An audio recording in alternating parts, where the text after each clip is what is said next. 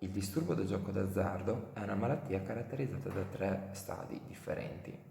Il primo stadio è il gioco d'azzardo informale, un comportamento fisiologico caratterizzato da un gioco saltuario. La principale motivazione che porta la persona a giocare è la socializzazione, la competizione e vi è una spesa contenuta.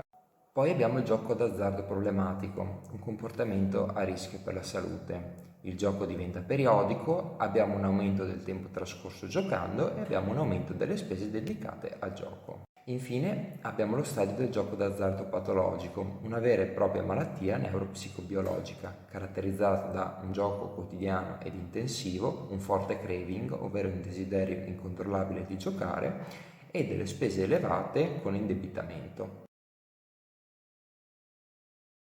Il terzo sintomo inserito nel DSM-5 fa riferimento agli sforzi infruttuosi per controllare o ridurre il gioco d'azzardo. Tra questi, il più diffuso sicuramente è quello di limitare l'accesso al denaro, consegnando le carte di credito o il bancomat ad un familiare oppure muovendosi con poca disponibilità di banconote. Oltre a questo, la persona evita di frequentare i luoghi di gioco.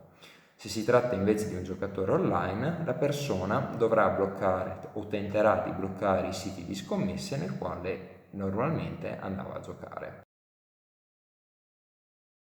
Dopo un breve periodo di astinenza, frequentemente la persona pensa di essere guarita. L'attenzione cala, il controllo economico viene interrotto e la persona torna a frequentare i luoghi dove giocava, con la scusa di puntare poco oppure di guardare solamente gli amici giocare.